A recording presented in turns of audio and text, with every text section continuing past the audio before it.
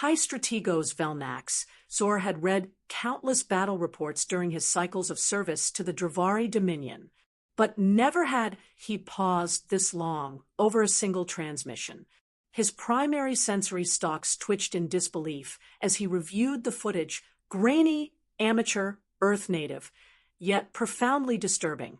On the bridge of the DSS Harrowfang, Velmax stood imposingly tall, encased in obsidian carapace armor that shimmered under the ambient glow of the command center's data streams. All around him, Dravari officers whispered in low clicks, nervous glances darting between consoles. Lieutenant Neural Voss, a slender, pale green scout officer with a reputation for caution, stood to one side, her crest flushed blue in stress, a rare admission of doubt for a species engineered for conquest. "They are not what we expected," she said quietly, mandibles hesitating between syllables. "The humans are primitive, yes, but they're unpredictable. Dangerously so." Strategos Zor's mandibles clicked in a gesture meant to suppress laughter. "Lieutenant, we've subjugated crystal-shielded technocrats. We've cracked the warp cores of mind-linked civilizations. What exactly do you believe these bipeds could do with nuclear waste and kinetic slingshots?" Voss held her ground. "That's precisely why they're dangerous. They innovate recklessly. They survive catastrophes by adapting rather than overcoming. Their history is not defined by triumph. It's defined by refusal. They fight even when it makes no sense." Captain Morlex, hulking and serpentine, let out a guttural rumble of amusement from the tactical dais. "Let me guess. Another species whose spirit is unmatched, like the Vardok monks. Their whole empire folded after we disabled one power node." Voss didn't flinch. "The Vardok surrendered through principle. These creatures, these humans, create art about peace while simultaneously building weapons to shatter planets. They are paradox incarnate. One moment they're protesting war, the next they're engineering AI to manage missile silos. They worship abstract sky gods while solving quantum entanglement with duct tape and caffeine." Velmax waved a claw dismissively. "And yet their satellite network is vulnerable. Their orbital defenses are non-existent. They broadcast their position to the cosmos like it's an invitation to be conquered." Neural hesitated only briefly. "I intercepted a visual archive classified as entertainment. It was a Terran animal documentary." Velmax arched his crown. "You interrupted this briefing for wildlife trivia?" "The subject," she continued, ignoring the sneers of the others, "was a creature called the honey badger. It is small. It is vastly outmatched by its ecosystem. And yet it survives every predator. It attacks with no regard for consequence. It adapts instantly, improvises endlessly, and most importantly, does not stop." A silence rippled through the command center. "And you think humans are the honey badgers of the galaxy?" Velmax asked, tone somewhere between mockery and curiosity. "I believe they are worse strategos," Voss said, "because the honey badger doesn't have access to nanofactories, particle destabilizers, or interdimensional worm splicing. Humans might someday." A beat passed. "We're already in orbital position, strategos," Captain Morlex said. "Standard protocol?" "Yes," Velmax said, turning to face the great blue and green sphere, now dominating the forward holoscreen. "Initiate Phase 1. Disable their comms grid. Fire a warning strike on a middling population center. Then transmit the Dominion Declaration. We offer them a day to surrender and mine Zillyrium for us like all the others. And if they don't comply," Morlex grinned, serrated teeth glinting. "They will," Zor replied, watching the swirling clouds of Earth with practiced contempt. "No species has ever chosen annihilation over submission." From her station, Neural Voss stared silently at the tactical display. At the center of it, a glowing blue planet rotated peacefully, seemingly unaware of its impending conquest. She tapped her personal interface and replayed the documentary's narration one last time. The honey badger doesn't care. It just takes what it wants. She muttered, mostly to herself. They have no idea what they've just provoked. Aboard the DSS Harrowfang, the mood had shifted from triumphant certainty to silent tension. Gone was the easy confidence of a standard conquest operation. In its place, unease. High Strategos Velnax Zor leaned over the holoprojector table, claws interlaced, as the strange Earth anomaly played again. The tactical feed replayed the particle beam's failed strike, light dispersing harmlessly into a dancing aurora above the human city. Not a shield, as they'd ever encountered. Not deflection. Something else. It had bent the beam. Dignity, physics, and protocol all bent. Lieutenant Niril Voss stood at his station, his green carapace faintly illuminated by the screens. His usually rigid posture softened under the weight of doubt. Admiral, they're transmitting. Velnax turned, his third eye narrowing. Open channel. Let's hear what these primitives have to say. The view screen flickered, static clearing to reveal a human woman in a high-collared uniform. Her dark hair was slicked back, her expression calm, but the glint in her eyes held the same warning as a predator not yet hungry, but watchful. This is Commander Eliza Reed of Earth's Unified Defense Command, she said, her voice level. Thank you for the light show. Very festive. If you'd warned us, we might have set it to music. Behind her, two humans were visible, one older, grizzled, tapping a tablet, the other sipping what appeared to be coffee. Velnax clicked his mandibles in disdain. Primitive sarcasm. But Reed continued unfazed. Let's clarify a few things. Yes, we knew you were coming. No, we are not surprised. You're not the first. And no, this was not a misfire. It was a demonstration. She turned slightly, gesturing off-screen. A new image appeared behind her.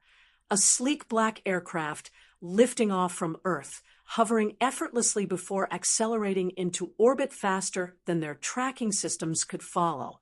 You see, while you were watching our television broadcasts and counting our satellites, we were watching you, and listening, and preparing. The transmission cut. No fanfare, no closing words. Just silence. The room held it for a full beat before it exploded into motion. Trace the origin of the broadcast, barked Velnax. Already encrypted and diffused across planetary nodes, Lieutenant Voss reported grimly. And Strategos, that aircraft, it's approaching. Impossible. Yet there it was. A small vessel no bigger than a shuttlecraft was weaving through the fleet, seemingly unaffected by the gravitational wake or defensive grid. It hovered just beyond the Harrowfang's viewport, close enough that they could see the Terran symbol emblazoned on its hull, an Earth silhouette inside a six-pointed star. A new message pinged. Commander Reed again, this time with a different human at her side, a male with silver hair and a face like carved granite. This is Colonel James Way of Earth Defense. That was a trainer-class scout. Pilots got 2 weeks of experience. Just thought you'd like to see what the rookies can do. The message ended before anyone could respond. A low ripple of panic spread through the crew, not because of the ship, but because of what it represented. A civilization pretending to be weak until they could no longer be ignored. A predator playing possum. Strategos, Lieutenant Voss said quietly, what do we do? For the first time in over 200 cycles, Velnax didn't have an answer. His war instincts warred with something new and far more primal, caution. He looked up at the screen, where Earth hung silently in the distance, blue and green, and utterly still, like a creature holding its breath. Begin diplomatic protocol, he said at last, his voice like dry stone scraping on stone. And prepare a contingency retreat pattern. He did not say it aloud, but he felt it in his bones. The transmission had been received, and Earth was not what it seemed. Commander Eliza Reed squinted at the massive view screen in front of her, still trying to process the information that had just been relayed. The alien fleet, which had just moments ago been poised to obliterate Earth's capital cities, now sat dormant in orbit. Their particle beams, poised to erase London from existence, had dissipated harmlessly. The energy signatures had been bafflingly neutralized by the shields Earth's archaic defense systems had triggered. Yet there they were, still. The alien forces, led by the hegemony, had arrived with overwhelming power. But they had underestimated humanity's simplest, most underestimated weapon: improvisation. Reed gripped the armrests of her chair, her thoughts still racing as Lieutenant Krell's words echoed in her mind. "We're sending up a small demonstration vessel. Please don't shoot it. That would be unfortunate." They had called their bluff, and, so far, it seemed to have worked. "Commander," came a voice, snapping her back to the present. It was Colonel Way, standing at the console, his face grim, yet his eyes sharp. "We have a communication from the alien fleet. It seems they want to talk." Reed paused. She leaned forward, her curiosity piqued. "They want to talk. After all the threats, after all the bravado, they wanted to talk? Put it through," she replied, nodding slightly, a cautious smirk on her face. Whatever was coming, she'd had enough of the waiting game. The screen flickered, and the imposing figure of Admiral Vexic filled the display. His reptilian form, towering and threatening, now seemed somewhat less intimidating. His mandibles clicked slowly in what Reed could only interpret as a momentary lapse in his otherwise stern composure. "Commander Reed," Vexic's voice boomed, his tone surprisingly cordial. "I must commend you on your impressive display of technology." "Thank you, Admiral," Reed replied evenly. "We aim to impress." Reed could see the brief twitch of hesitation in the Admiral's movements. He had likely never encountered such defiance from a species they deemed primitive. But Vexic was composed, perhaps learning to adjust to a reality where Earth wasn't quite as feeble as it had seemed. "Your shields," Vexic continued, "they are most unusual. We have never encountered anything like it.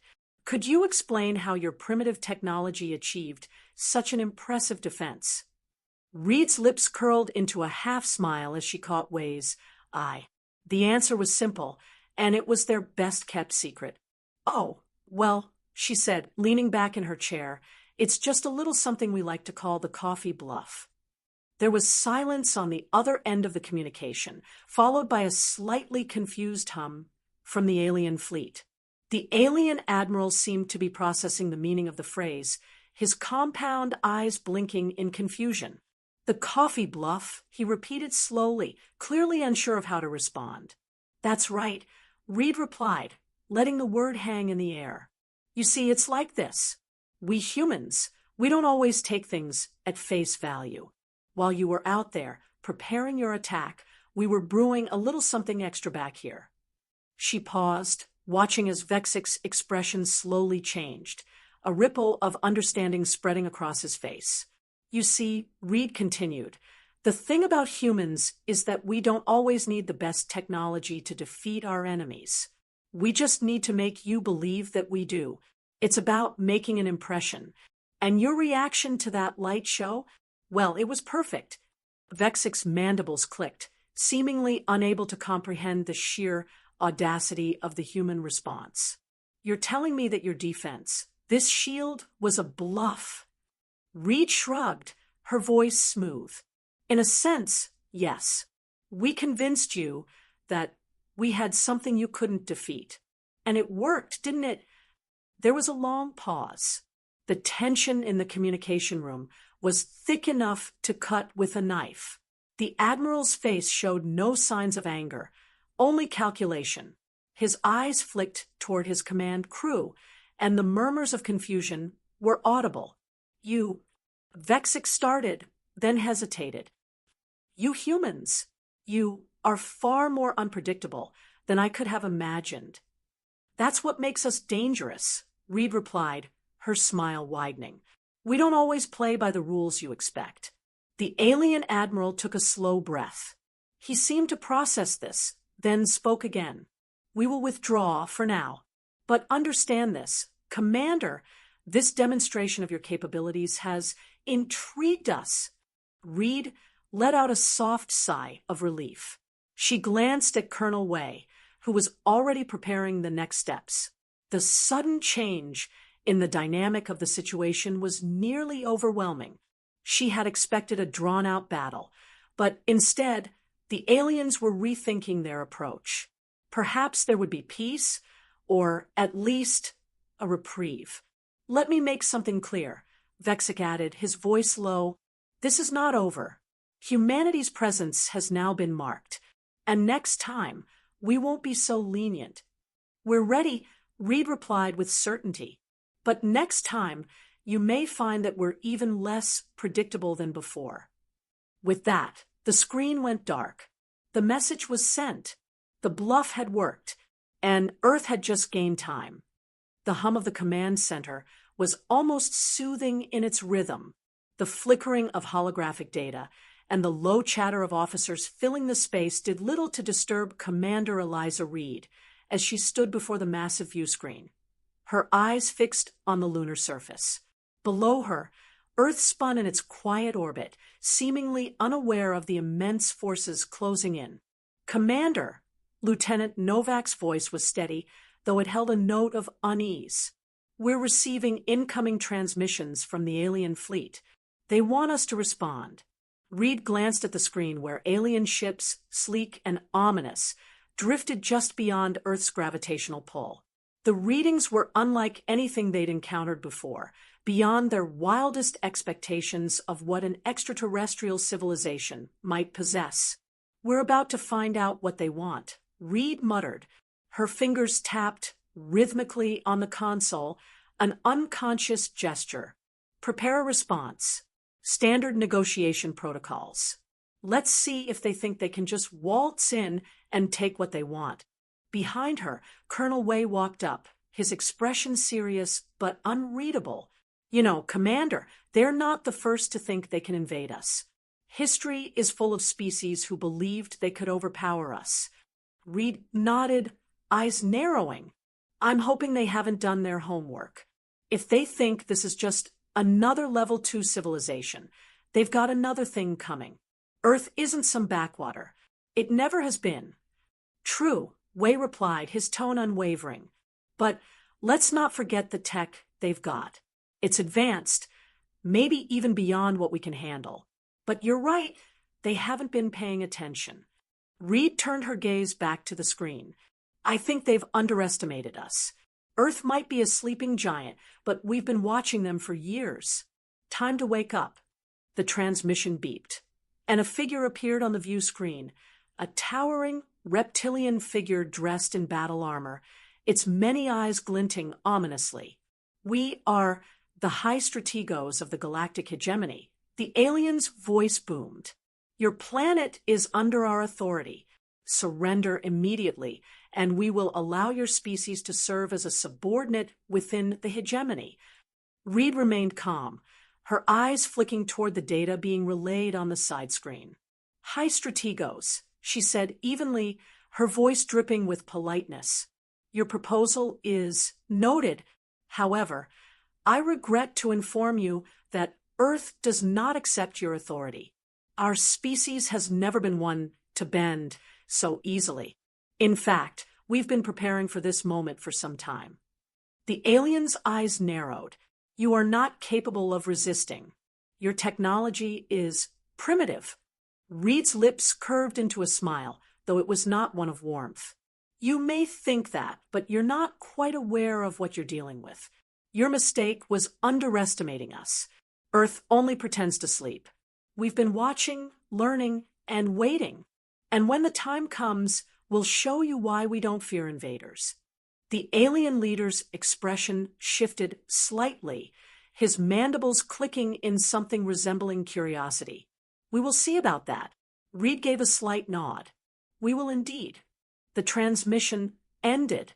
The command center was silent for a beat before the tension broke. Commander, Novak said they're getting ready to launch an attack. We're ready, Reed said firmly. Activate the defense grid. Prepare for anything they throw at us. We won't be caught off guard again. She turned to Colonel Wei, her voice low but resolute. It's time to show them that Earth is not to be taken lightly. We will make them rethink their entire strategy. Wei smiled slightly. Sounds like a plan, Commander. As the first wave of alien ships began their approach, Reed watched the screen closely. She knew one thing for sure. Earth had just begun to wake up, and when it did, it would make sure everyone knew it wasn't to be underestimated. The hum of the Lunar Command Center was relentless, a constant pulse vibrating through the thick walls as Commander Eliza Reed stood before the colossal display screen. The Earth was a distant, pale blue dot on the holographic map, the sheer weight of its importance pressing down on her shoulders. It wasn't just a planet. It was a symbol, the last bastion of a species that had, against all odds, survived what seemed like an inevitable extinction. And now, the progenitors, the ancient, enigmatic beings that had shaped the destiny of countless civilizations, were on their way. Reed, Colonel Wei's voice broke her concentration. She turned to face him, his usual stoic expression replaced with a rare, apprehensive glance. We're running out of time. They're already beyond the asteroid belt. They've made their intentions clear. Reed nodded, but didn't speak. The progenitor's fleet had emerged from the shadows of deep space without warning, their advanced technology no longer concealed. These were the beings whose legacy stretched back millions of years, beings who had once ruled and left behind their warning. And now, their ships hovered just beyond Earth's orbit, their intentions uncertain but undoubtedly serious. On the control panels, the incoming data painted a picture of unsettling clarity. The progenitor's fleet, numbering in the thousands, moved in unison with perfect harmony, the gravity of their presence so undeniable it sent shivers down the spines of everyone present. Earth was facing its greatest test, and humanity had no choice but to stand tall. They've been watching us, Reed said quietly, more to herself than anyone else, waiting for us to prove something. Wei's voice was sharp, cutting through the hum of the command center. They've been waiting for us to make the right decision. The question is, do we know what that decision is? Reed didn't have an answer, though she wished she did. Her thoughts were scattered, a whirlwind of doubt, hope, and caution. The progenitors had left Earth alone for centuries, watching from a distance as humanity developed. They had left humanity with the legacy of their technology, their wisdom, but had never interfered directly. Until now. We don't know what they want, Reed admitted, her eyes scanning the various reports coming in. But I know one thing, whatever it is, it's not going to be easy. At that moment, a transmission blared across the main console. It was from the progenitors, specifically from their representative, a being who would soon descend to Earth. The message was simple but profound. Humanity was being offered a choice. But there was no guarantee that the path ahead would be as clear as the transmission had made it seem. Are we ready for this? Reed whispered, almost to herself. The words felt hollow in the vast command center, but they captured the essence of the moment. Colonel Wei stood silently beside her, his gaze fixed on the incoming data. We don't have a choice. We never did. As the progenitor's fleet slowly advanced, the truth became apparent. The choice wasn't about whether humanity would survive, but what it would become. Commander Eliza Reed stood in the center of the Lunar Command Center, her gaze fixed on the massive holographic display in front of her. The eerie silence of the room contrasted with the intensity of the moment. Outside the station's reinforced walls, Earth's blue-green surface hung like a fragile ornament against the vastness of space. The alien fleet, sleek, almost ethereal in design, loomed at the edge of the solar system, their size inconceivable, their intentions unclear. What had started as a small diplomatic crisis had spiraled into something far beyond Earth's understanding, and now humanity stood on the precipice of its future. Reed's fingers trembled slightly as she touched the surface of the tablet in her hand. The message was clear: an invitation to ascend. It was the kind of offer no human could possibly turn down, an invitation into a realm of power and understanding far beyond anything Earth had ever known. The problem, however, was the cost of such a leap. No species had ascended without consequences. Earth had watched entire civilizations wither and fade, their technological prowess overshadowed by their inability to handle the sheer scale of their own existence. Now humanity was being asked to join that select few, to evolve beyond the limits of mortal comprehension, and to cross a threshold that would change everything. Forever. You're sure about this? Colonel Way's voice cut through the tension, his tone laced with skepticism. He stepped forward, his eyes glued to the screen as he approached Reed. This could be the opportunity of a lifetime, but it also could be a trap. Reed turned to face him, her expression steadfast. We don't have a choice, Colonel. The question isn't whether we want this. It's whether we're ready for it. We've been offered an opportunity to change the course of human history, to join a cosmic community unlike anything we've imagined. But we need to be prepared for the weight of that change. Colonel Way nodded grimly, though his concern remained visible. What if we're not ready? What if we fall into the same trap as the others? The architects, the progenitors. How do we know this isn't just another version of that? We don't, Reed admitted. But what I do know is this: Earth has never been a species to follow a path laid out for us. We find our own way. We've always been the underdog, the unpredictable, the ones who surprise. And maybe, just maybe, that's what's kept us alive all these years. The command center hummed as the alien fleet began its approach, slowly but unmistakably moving closer. The ships were not hostile in their movements. There were no signs of aggression. Instead, they positioned themselves in a formation that could only be described as ceremonial, awaiting Earth's response. Prepare the communication array, Reed ordered, her voice cutting through the tension. Let's see what they really want. A series of soft beeps echoed as the command center systems came to life. Within moments, the fleet's lead vessel sent a communication ping, displaying an encrypted message. Reed stepped forward, her heart racing, but her resolve unshaken. This was it. As the message decrypted, a holographic projection of an ancient, luminous being appeared in the center of the command room. It radiated light, shifting between states of matter and energy, its form barely defined but radiating a palpable presence. It spoke in a voice that reverberated through the very walls of the lunar base, sending a chill down Reed's spine. "We have watched you, children of Earth," the being's voice echoed. "You have reached the threshold of ascension. We offer you this invitation to transcend your mortal limitations, to join the greater cosmic community, and to be among those who have learned to bend the laws of the universe to their will. The time has come.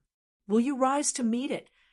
The being's form flickered as the message concluded, and the room fell silent. Reed's eyes remained locked on the projection, her thoughts racing. Was humanity truly ready for this? Would they embrace the unknown, or would they turn away from a power that could change everything? Behind her, Colonel Way whispered, "The question isn't whether we want to ascend. It's whether we can survive the cost of what it means to accept this invitation." Reed took a deep breath, her eyes never leaving the projection. "We'll find out soon enough." She turned toward the command center's team. "Prepare for the response. This is our moment." As the hum of the facility grew louder, Reed's thoughts lingered on what was to come. Humanity had spent centuries building, developing, and evolving. Now it was being asked to evolve beyond. Would they accept the invitation and step into the unknown, or would they choose to stay grounded, forever uncertain of what they might have become? Send our response. Reed said, her voice resolute. We accept, but we do so on our own terms. The message was sent, and as the alien fleet continued its silent orbit around Earth, Reed felt a strange sense of calm wash over her. Whatever the outcome, humanity had made its choice. They would rise, or they would fall. The future had never seemed more uncertain, but in that uncertainty, there was a profound strength, and that perhaps was the most human thing of all.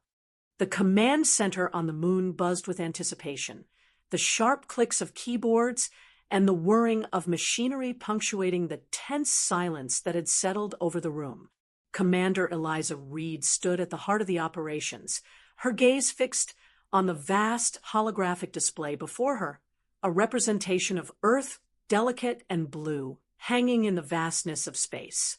Around her, officers and scientists busied themselves with readings, data, and reports, each person feeling the weight of the decision that hung in the balance. Earth's fate was no longer just a matter of survival. It was a matter of evolution, of choosing the path they would walk for millennia to come. Commander, Colonel Way's voice cut through the room, his tone measured but thick with the same weight everyone else felt. What's our move? Reed didn't immediately answer. She didn't need to. The question wasn't one that could be answered easily. The options before them were overwhelming. Ascension, a path to a future of unimaginable power and progress. But to what end? Was humanity ready to step into the unknown, leaving their flawed but deeply human essence behind? Or was it better to remain grounded, accepting their imperfections, and finding strength in their resilience? She turned, glancing at the screen where the alien fleet loomed, silent, waiting for Earth's decision. The ships were there, but they weren't a threat, at least not yet. No, these beings weren't conquerors, not in the traditional sense. They were offering something far different, a choice. And that choice was terrifying in its enormity. The future was uncertain, but it had always been. For humans, the unpredictability of their path was their greatest strength. They adapted, learned, and fought through the darkest of times. Could they truly afford to embrace something so radical? I think it's time, Reed finally said, her voice steady but tinged with the weight of the moment. She looked around at the team she had come to trust, knowing that whatever they decided would change everything. The future was no longer just a possibility. It was here, waiting for their decision. The choice of the present had arrived, and it was theirs to make. Inside a surreal, elegant interstellar reception chamber orbiting a sentient moon, Dr. Elena Martinez and High Strategos Zarek Tal stood side by side, their gazes fixed on the ongoing summit. The chamber shimmered with soft, iridescent lights, its walls responding to the emotional rhythms of those within. Gentle waves of light pulsed across the room, reflecting the ambient tones of the gathering. Around them, representatives from countless species mingled, conversing, and exchanging ideas with the grace of ancient beings, but with the playfulness of explorers. Swarm entities, their bodies shifting between organic and energy-based forms, served refreshments, glowing cups of tea and plates of cookies that seemed to change flavors based on the eater's mood. A black hole jazz band, composed of seemingly impossible beings who played melodies through the gravitational waves of the void itself, added a surreal but soothing soundtrack to the event. The harmonic rhythms of their music stirred the particles around them, creating shimmering patterns in the air. Above it all, a banner with the words "Unity," now serving refillable peace, hung in glowing letters, casting its calm message across the assembly. Dr. Elena Martinez took a slow sip from her cup, her mind racing as she observed the surrounding diplomacy. Her thoughts were on the recent revelations, the potential for humanity to not only survive but to thrive among such varied, ancient and sometimes terrifying species. Zarek Tal, the Zithak leader who had so recently been an advocate for humanity's destruction, now stood observing the same scene with far less conviction. His eyes darted from one species to the next, scanning their forms, detecting their underlying power. But he said nothing. Perhaps even he was beginning to understand the depth of the cosmic shift that humanity had triggered. "This is surreal," Dr. Martinez whispered, looking up at the black hole musicians who seemed to be playing in harmony with the very fabric of space. Tal's 3 eyes narrowed, a sign that he was contemplating, though the slits in his scales twitched slightly, indicating an acknowledgement of the absurdity. "You are not the first to challenge the galaxy's status quo, but you might be the first to do so, with cookies and music. It's an odd form of power, isn't it?" Elena replied, watching as a group of beings, their forms shifting between particles, tried a bite of the cookies, and then began humming along with the jazz band. A display of restraint. "We could have destroyed everything, but we chose to negotiate, to bring everyone together. And now, here we are." Tal's lips, if they could be called that, curled into a subtle smile. "Perhaps the most powerful weapon in this galaxy is not one of destruction, but one of understanding. And cookies." Elena smiled, a tiny spark of pride flashing in her chest. Humanity had started with fear, with the weight of survival, but it had evolved into something different, something that even the most advanced civilizations in the galaxy were struggling to understand. As they stood there, absorbing the gravity of the situation, Elena couldn't help but feel the weight of what lay ahead. The conversation was still ongoing. Diplomacy, after all, was not an instantaneous resolution. It was an art. And while this summit was perhaps the first step, the true test of humanity's place among the stars had yet to come.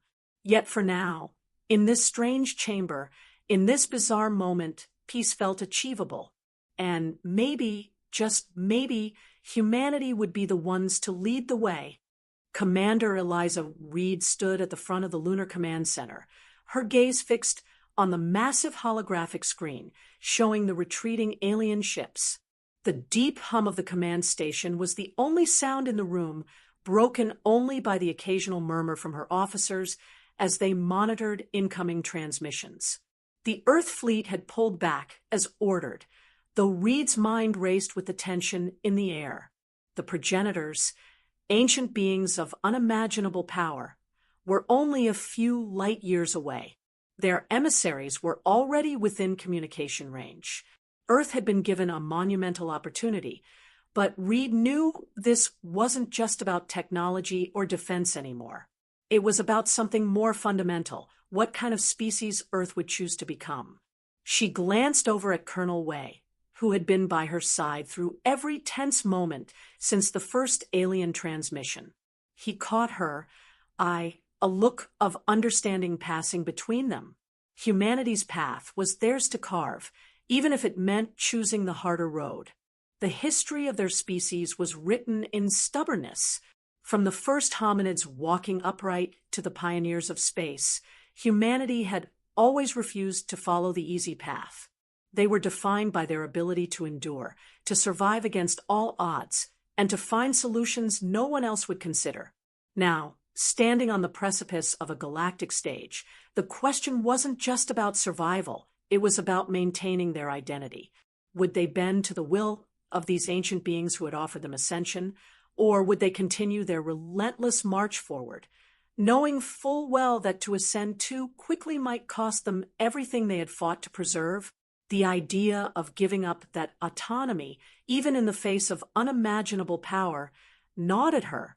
No, Reed thought, humans weren't built to follow anyone's rules, but their own. "We'll face this," she said softly, her voice carrying across the room. "And we'll face it as humans. Stubborn, unpredictable, and most of all, free." Humanity had done the unthinkable. They had turned the tide, avoided conquest, and now stood at a precipice, on the verge of taking their first true steps into the galactic community. The galactic map had changed, and Earth had drawn its own path. In the Lunar Command Center, Commander Eliza Reed stood before the vast holographic screens, watching Earth's distant silhouette glowing softly against the backdrop of the cosmos. Around her, officers continued their tasks, monitoring alien fleets, diplomatic transmissions, and strange anomalies. It was a quiet hum of activity, a moment of calm before the next inevitable shift.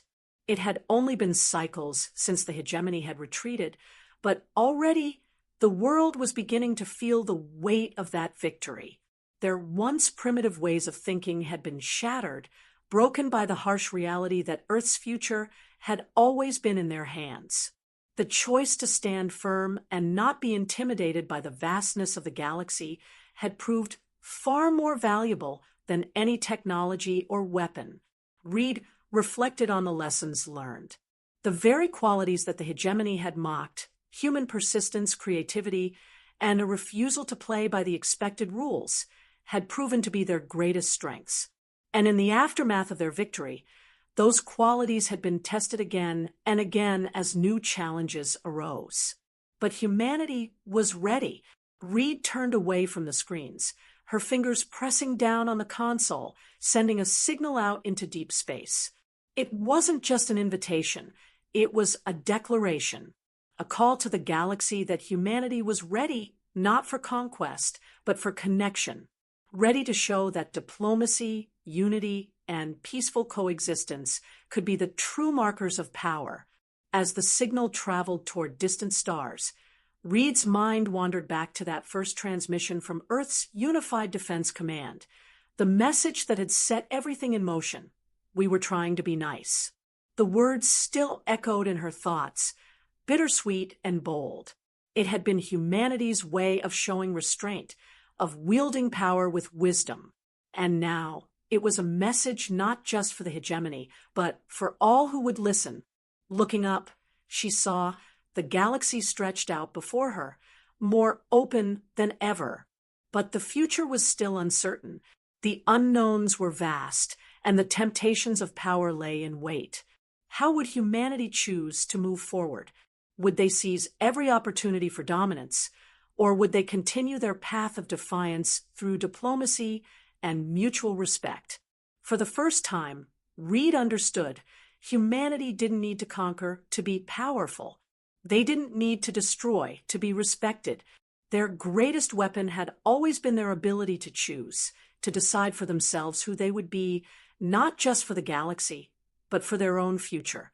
As the message continued its journey through the stars, Reed smiled quietly, knowing that humanity's greatest strength wasn't their technology or their vast military power. It was their stubborn refusal to follow anyone's path but their own.